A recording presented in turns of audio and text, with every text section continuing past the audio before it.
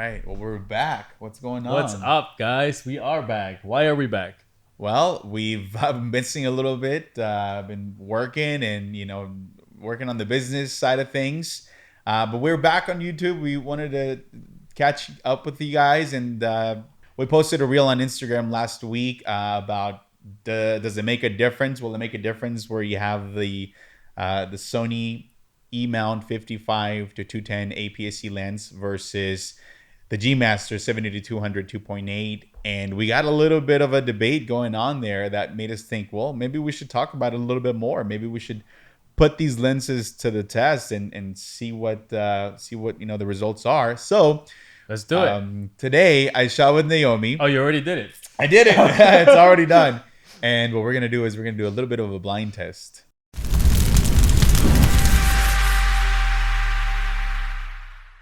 Because he's the expert, so he has the expert eye, and to see if he thinks and realizes, will it matter? Will it really matter? You know, I didn't bring my expert eye today. No. Can we reschedule? I'll let you borrow mine. So we shot a few photos.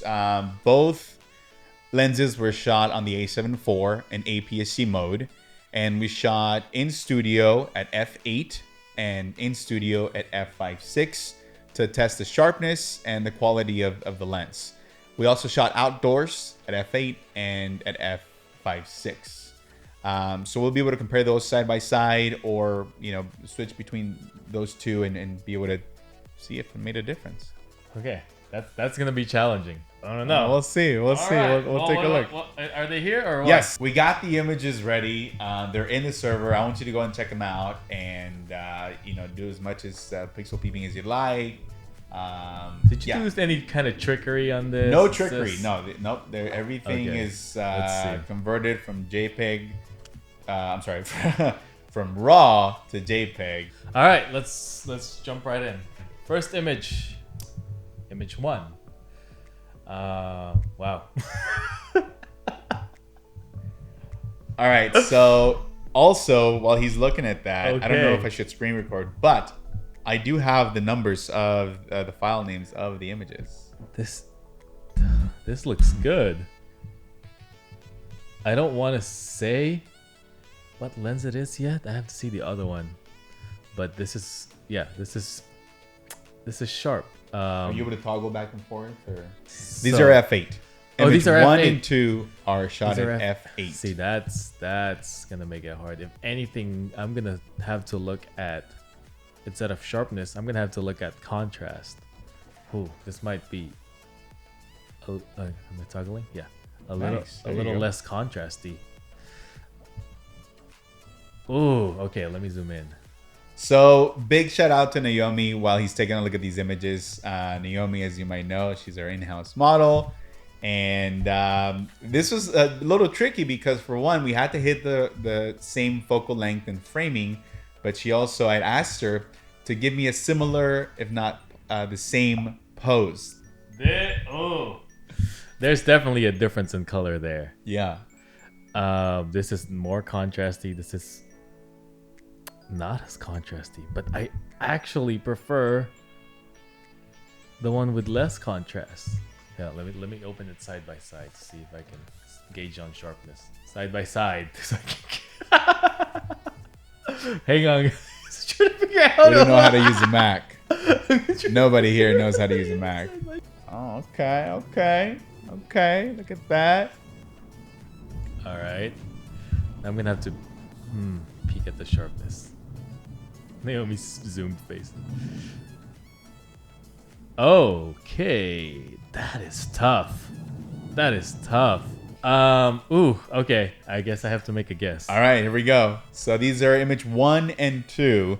These are shot in studio with, again, the Sony 55 to 210, and that's about $100, and the Sony 70 to 200 G Master 2.8, about $2,200. These are the same exposure? Same exposure, same focal length, both shot at APS-C. So first thing, sharpness. They're the same sharpness. This is an f8, and I'm like pixel peeping here and looking at the lashes and all that.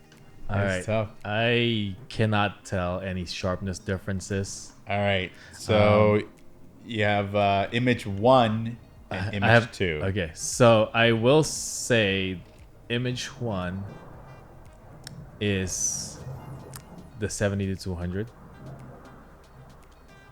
because of the contrast, and that's what people look for. Is that contrast differences.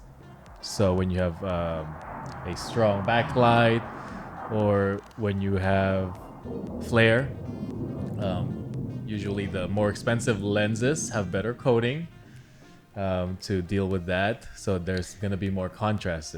Contrast. Contrast. Contrast. No, There's gonna be more contrast. However, I do like the look of image 2. So I would say image 1, 70 to 200. Image 2 is what, I don't even know what that range is. 55? Yeah, 55 to 210 55 to on the 210. Sony. Do you want to write those down first? So I have no point of reference? That's a good idea. Because if you tell me that the contrast you want is this lens, then I'm going to start looking for that. you don't want me to tell you now. Maybe just write down my Okay, answers. so first response is image 1 is he said 70 to 200. I really Image hope I'm right. 2 is 55 to 210. All right, guys, let's move on to image 3. They're always giving me and the image poker face 4. over there. Image 3 and image 4 are shot again in studio, and these are both shot at f5.6. So these are pretty much same lighting. You just adjusted for exposure and you shot at 5.6. Right. Okay. So this is 135. Both 135. So it's still not wide open. Damn it. Image 3. 5.6. Okay, let's peek at it. Again, I don't think I'm gonna tell with sharpness, even at 5.6, because it's not wide open. I cannot, just by looking at one image, I cannot make a guess. Oh, there's that contrast again.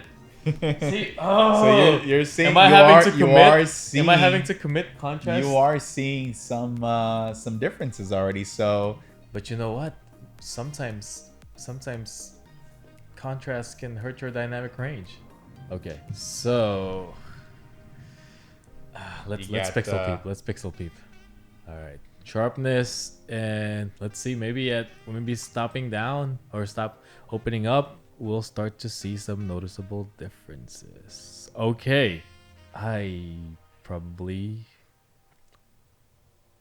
had the wrong answer the first time.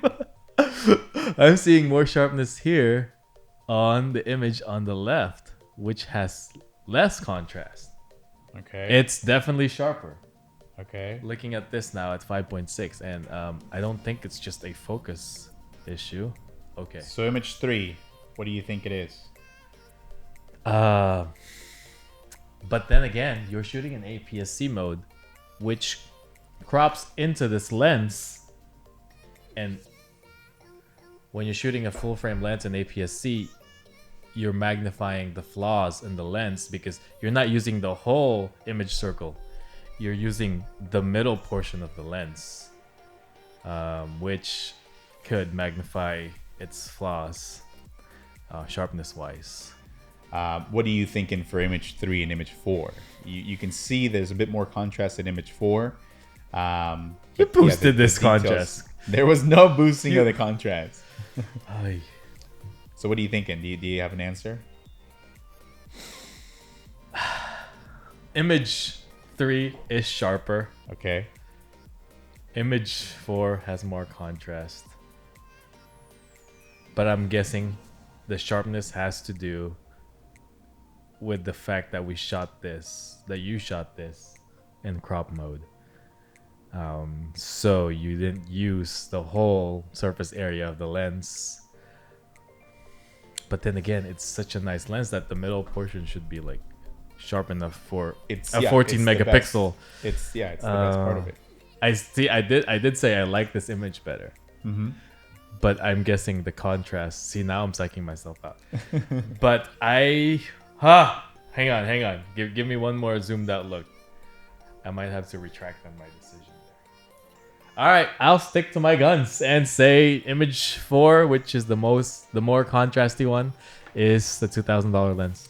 All right, image 4, he's saying is the 70 to 200, and the image 3 is the 55 to 210. All right, Which, if that's true, it's very sharp. let's move on. Image 5 and image 6. These we moved on outdoors, and our portraits shot outdoors at f8. All right, another F8. 5 and 6. My confidence level started here. Telling you. That is way down there. Okay, I like this. I like this photo. This is a nice photo. Okay. This is at 5.6. Those are at f8. This is f8. At what focal length? Image 5. Image 5. I'm sorry. 5.6. This is 5.6. Okay. 5.6. What's the focal length on this? These are both at 200. No, these are 200. That's okay. Looking at the bokeh. See, if it's a 200, this bokeh, the aperture blades would not be closed down on this lens. So you're gonna have a very circular bokeh. I don't know how many blades it has, but when you stop it down, the aperture cranks in, and you'll start to see straight lines on your bokeh, like whether it's octagon or whatnot, however many blades it has. Looking at this, the blades are not there. Maybe there's a little chop at the top right there of the bokeh, but for the most part, they're pretty circular. But yeah, it looks like this is shot wide open, so that makes me want to guess that this is that lens, the $200 lens. And then we look at this other image. We'll see. We'll put that theory to the test. This bokeh looks pretty good too. Yeah, it looks more like there's sharp aperture blades getting into the picture because it's not wide open. 2.8 is wide open for that lens. I have not really looked at the image. I was just judging the bokeh. So let's see. Let's put them side by side.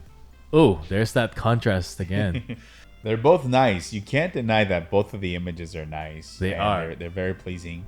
But good framing too. Yeah. I couldn't make it that easy for you now. Come on now. This is where the sharpness will really... Ooh. Okay. I am seeing the sharpness. I messed up, guys. You did? What do you mean? Remember, they're not in any specific order. No, I know. I'm not shooting the lenses in order. So remember that. I know. Okay. But looking at these, I'm gonna make this as zoomed in as possible because screen recording might not be the highest quality. Yeah, there is a noticeable difference in sharpness there. So, image number 6, way sharper. So you're correlating the sharpness with the contrast between these images. Is that what you're doing? No, it's just like actual detail. Okay. Like the eyebrows, the eyelashes, the texture in the skin. There's more detail on image 6, which makes me want to say that's a 70 to 200. I did peek at the bokeh, and that's what's. This had the shapier, the octagonal bokeh. So I have to guess that this one I'm more confident that the 70 to 200 is image 6. Image 6, okay. But that also makes me question my previous choices because I chose it to be the least sharp one because I was like, APS-C mode has so zoomed in, showing the imperfections in the middle, which is a thing. But some lenses are just so sharp that it's not gonna matter, and this might be one of the exceptions to that. Image on the right is 70 to 200. All right, final answer. So that's image 6. He's guessing is the 70 to 200 G Master lens, and image 5 the 55 to 210. This is tough. I mean, definitely outdoor portraits. When you're looking at bokeh and compression, maybe not compression in this case because they're both shot at same focal lengths, but the bokeh that plays a big part in the way an image will appear. So yeah, this is tough too, though, huh? And it's very tough. And also just looking at them zoomed out, like you're not gonna be able to tell. Good. I would say that it's gonna be easier to tell the sharpness. One, because it's at 5.6, so it's wide open at the 200 focal length because it's a variable aperture lens. Two, it's not studio lighting. Studio lighting just makes everything crispier. Natural light, it's gonna reveal a little not bit as more. forgiving as the studio lighting. Yeah. All right. Moving on. Image 7 and image 8 are more portraits shot at 5.6. Okay, so nice. Again, these are both 5.6, right? Right. Nice sharpness there. Speaking at the bokeh again. This let me see if I can see any harsh lines here. No, they look very circular to me, which tells me this is wide open. Let's check out the other one. There's something. No. I just wanted to throw that in. I like this image better.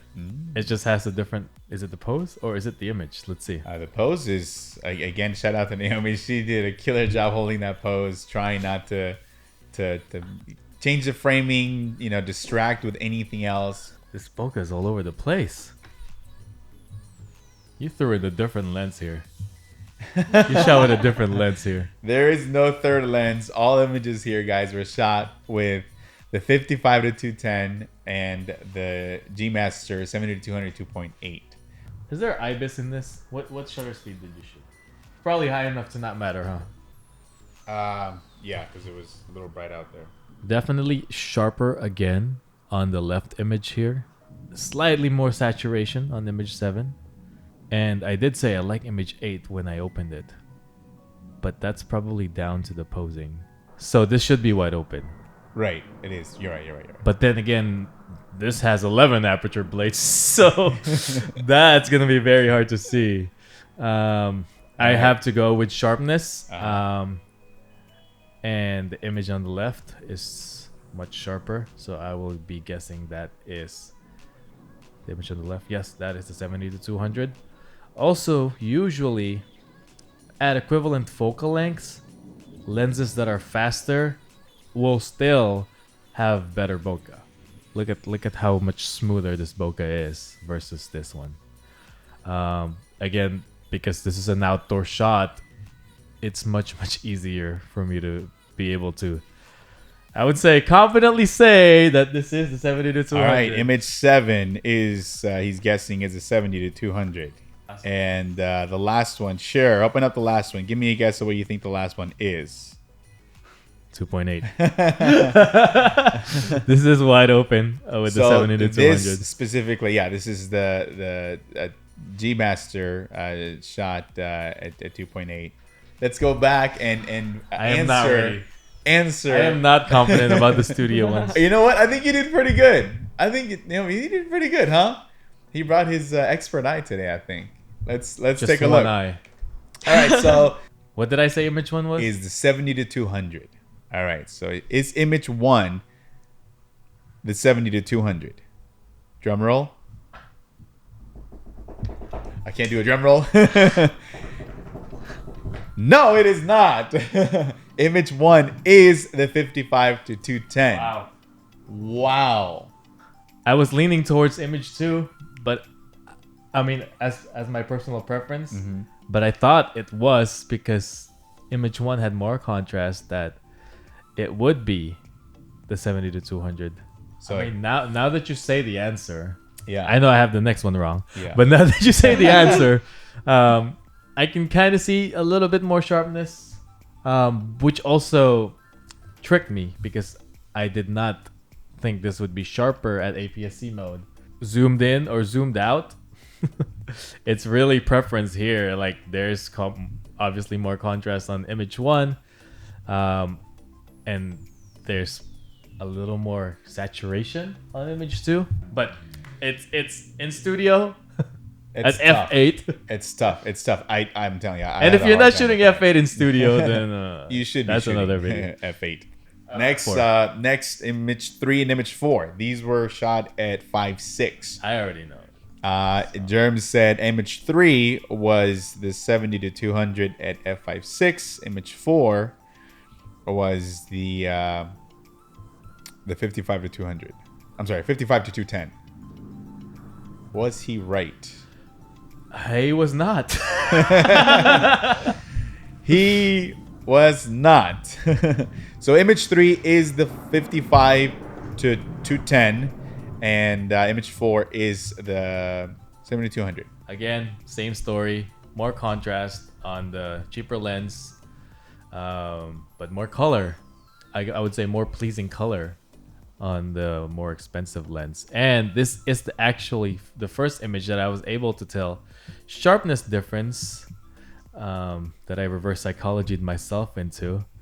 Yeah, this one is, if you're gonna zoom in, you're gonna be able to see that the cheaper lens is not as sharp because it's closer to that wide open aperture. But I mean, you're not looking that close into a headshot. We're pixel beeping, and you can see that they're just on par. And the reality of it is, no one ever really sees a headshot in that size. If anything, it's the size of a coin on your phone. It's the size of a quarter on a computer, and Or if you're an actor, or an actress, it's an 8x10. 8x10. Image 5 and 6, we shot outdoors and shot at f8.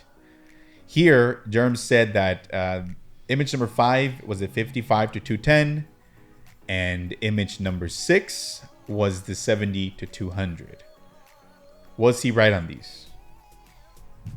Of course I was. Yes, he was. Yes, he was.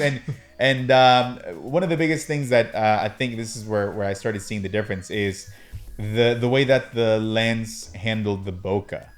The bokeh on the 70 to 200 was a bit more pleasing with rounder looking bokeh. You know, it was better shaped, round, and softer throughout the bokeh versus the 55 to 210 where it had sharper edges around the bokeh. And this is where you can really see the sharpness differences. And now we are shooting this at 200, right? Right. They're both at 200, which means that cheap lens is wide open, which isn't at its sharpest, which gives the 7200 even more of an advantage when it comes to sharpness because we're stopping it down to 5.6. 5.6 to 8 is usually the sweet spot for most lenses. And if it's coming from a 2.8 wide open, then that's a few stops down. It's going to be significantly sharper than a wide open $200 lens. Next was image 7 and image 8. These images were shot at 5.6. Looking at the bokeh here, let me zoom in. You can see which one is the smoother one here. Just by it, that just looks messy on the right side. This is image 8. Just everything kind of melts together. And yeah, you had it right on the money. The image 7 is the 70 to 200. Image 8, the 55 to 210. So, and then the last image we wanted to kind of showcase was the... Should we show image 7 and image 9? Yeah. In this focal length. There it is. Just looking at it zoomed out. You can't even tell that the car is a car. Yeah, So you can't even tell there's a car back there. Yeah. You have really nice subject background separation. It just pops a little bit more. Yeah. Yeah, I love that. But yeah, that is the main reason to get a fast lens is for that bokeh. More bokeh is more money. Yeah. Well, Bokeh costs money. You're getting, like you said, the subject to background separation, you know, and that can really make or break a photo, I think, you know, depending on where you might be. But if you're shooting in studio and your business runs a headshot a business and you're trying to, you know, create a business that runs efficiently and lean and good return on investment, you might want to consider going with the Sony 55 to 210, $100 lens, because at the end of the day, with the right lighting, it might not make a difference. Or really any kit lens that you might be able to get. lens. When it comes to studio lighting, shooting at a high aperture, they're pretty neck and neck. So a little bit longer of a video.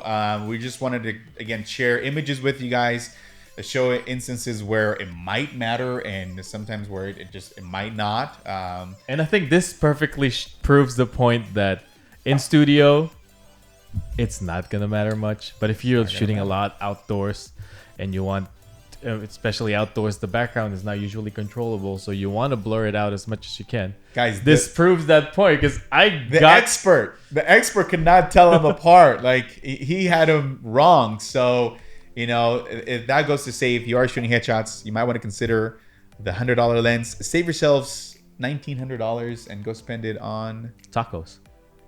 Yeah, burritos. Yeah. There you go. All right. Once again, thank you guys. I hope this has been helpful. This has been embarrassing, but you did pretty good. You did pretty good. But it's good. Yeah. As always, like and subscribe. Don't forget to hit that notification bell so you don't miss a thing. And we'll see you on the next one. Peace. Where are you going? Tacos? Yeah. All right. Let's go get tacos. It was recording throughout, right? Because this turned off. Yeah, it's still recording. Okay.